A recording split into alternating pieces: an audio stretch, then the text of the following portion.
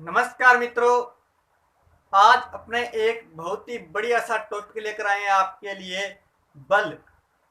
तो आज अपने इसके अंदर चर्चा करेंगे कि बल क्या है, बल का फॉर्मूला क्या है, बल को परिभाषित कैसे करेंगे, बल का मात्रक क्या है, बल का मान कैसे याद करते हैं। इस प्रकार कुछ विशेष बातें हैं जो आज अपने चर्चा करने जा रहे हैं। तो आगे जो आने वाले 4 से 5 मिनट है, इसके अंदर आप लगातार बने रहिए, तो आपको बहुत ही बढ़िया से समझ में आएगा, ये मेरा वादा है। अगर आपने स्किप कर दिया तो आपको समझ में नहीं आने वाला। तो अब अपने चलते हैं, शुरुआत करते हैं। लेकिन उससे पहले मैं आपको एक मोटिवेशनल कोट सुना देता हूँ। तो कोट कुछ इस प्रकार है कि अभी तो असली उड़ान बाकी है, अभी तो इम्तिहान बाकी है। कि अभी तो असली उड़ान बाकी है, अभी तो इम्तिहान बाकी है। कुछ अभी तक तो अपने नापी है, कुछ मुट्ठी भर जमीन ही हमने। अभी तो सारा आसमान बाकी है, अभी तो सारा आसमान बाकी है। चलिए इसी कोट के साथ अपनी शुरुआत करते हैं बल की।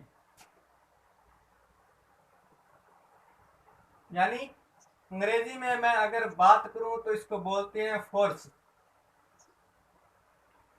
तो फोर्स एक्चुअल में क्या होता है, इसकी क्या परिभाषा है, वो अपने चर्चा करते हैं। देखिए, बल का मीनिंग। तो परिभाषा अगर अपने देखेंगे कि क्या है, बल वह भौतिक राशि है। मैं लिख देता हूं यहां पर साथ साथ में, फिर आपको समझाऊंगा अभी। बल वह भौतिक राशि है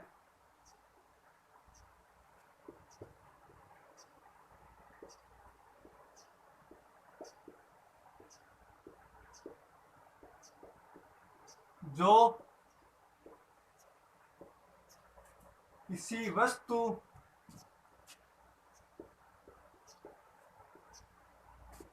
की स्थिति में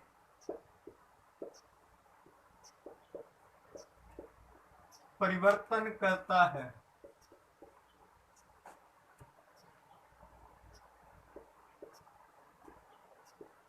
या परिवर्तन करने का प्रयास करता है। तो देखिए, अब अपने इस परिभाषा पर बात करते हैं कि ये कहना क्या चाह रही है। देखिए, बल वह भौतिक राशि है जो किसी वस्तु की स्थिति में परिवर्तन करता है या परिवर्तन करने का प्रयास करता है। अब ये लाइन मैंने एंड में क्यों लिखी कि परिवर्तन करने का प्रयास करता है। ये तो सबको पता है कि अगर किसी वस्तु में अगर बल लगाएंगे तो उस बल की स्थिति, बल के कारण वस्तु की स्थिति में परिवर्तन हो जाएगा। लेकिन ये क्यों लिखा कि परिवर्तन करने का प्रयास करता है। अब इस पर अपने चर्चा करेंगे। देखिए, मान लीजिए ये कोई सतह है और इस सतह पर कोई ये वस्तु पड़ी है, ये वाली वस्तु। अब मैंने क्या किया, इस पर बल लगाना प्रारंभ किया। इधर से एफ फोर्स मैं इस पर लगा रहा हूं। तो क्या है कि मान लीजिए शुरुआत में ये वस्तु है भारी वस्तु, जैसे कोई बस वगैरह ट्रक वगैरह मान लीजिए आप।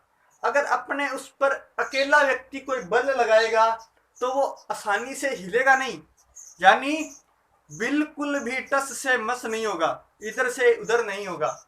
तो यानी इसका मतलब ये तो नहीं है कि अपने उसमें बल नहीं लगाया, अपने तो अपनी तरफ से पूरा बल लगाया उस पर, लेकिन उस वस्तु की स्थिति में परिवर्तन नहीं हुआ। तो क्या हुआ, तो परिवर्तन करने का प्रयास किया है उसने। किसने? बल ने। इसका मतलब परिवर्तन तो नहीं हुआ, लेकिन परिवर्तन करने का प्रयास जरूर हुआ है। तो यही बल का रूल है, कॉन्सेप्ट है कि बल जो है या तो स्थिति में परिवर्तन कर देगा। यानी अगर ये वस्तु छोटी होती, बिल्कुल हल्की सी, बिल्कुल हल्की होती, जैसे अपने कूलर को धक्का लगाते हैं, कूलर फ्रिज वगैरह, तो इस प्रकार के जिनके नीचे टायर होते हैं ना, टायर वाले बैग हो गए, उनको धक्का लगाने पर आसानी से वो चल जाते हैं, क्योंकि उनमें जो अपने बल लगाएंगे वो अपने बल का जो मान होगा वो घर्षण बल से ज्यादा हो जाएगा, जिस कारण वस्तु गति करने लग जाएगी और उसकी स्थिति में परिवर्तन हो जाएगा। तो ये कहलाता है बल। और बड़ी वस्तुओं में क्या है कि घर्षण बल का मान ज्यादा होता है, द्रव्यमान का मान ज्यादा होता है, इस कारण बल भी अपने को द्रव्यमान की तुलना में ज्यादा लगाना पड़ता है, यानी घर्षण की तुलना में ज्यादा लगाना पड़ता है। तो एक व्यक्ति से वस्तु में परिवर्तन नहीं हो पाता, इस कारण वस्तु की स्थिति में परिवर्तन करने का प्रयास करता है। यही अपने बल की परिभाषा देते हैं। अब अपने बात करते हैं बल का फॉर्मूला। तो बल का जो फॉर्मूला होता है वो होता है द्रव्यमान इंटू त्वरण।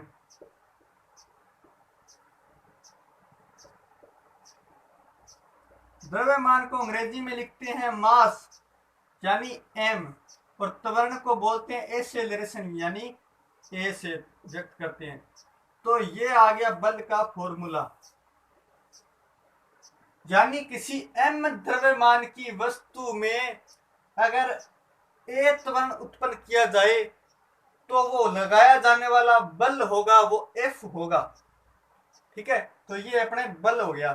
अब अपने बात करते हैं बल का मात्रक। तो द्रव्यमान का मात्रक होता है किलोग्राम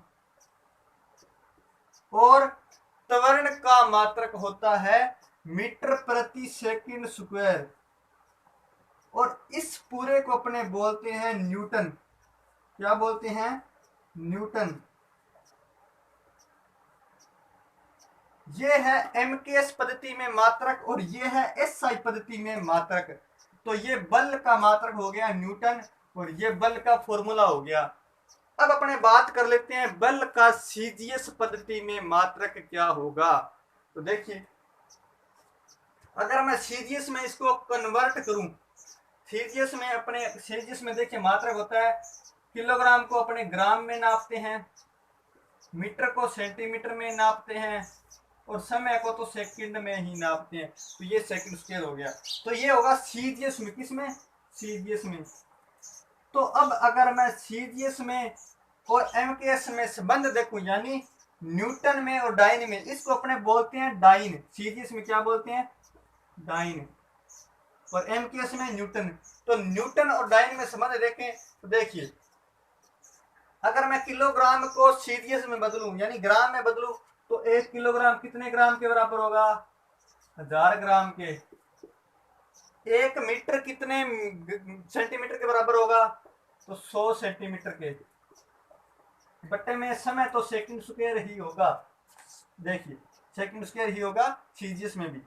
तो ये आ गया अपने पास 10 की पावर 5, 10 की पावर 5, और इसका मात्रक हो गया डाइन, जो क्या था? बराबर 1 न्यूटन के। तो 1 न्यूटन जो होता है वो 10 की पावर 5 डाइन के बराबर होता है। ये आ गया बल का एक्चुअल में संबंध। तो ये था बल का कॉन्सेप्ट। उम्मीद करता हूँ आपको समझ में आया होगा, और अगर समझ में आया है तो लाइक कर दो, शेयर कर दो, और जल्दी से कमेंट करके बताना कि वीडियो आपको कैसा लगा। तो आप चैनल को कर दीजिए जल्दी से सब्सक्राइब, इसी प्रकार आपको वीडियो आगे प्राप्त होते रहेंगे। थैंक यू, धन्यवाद।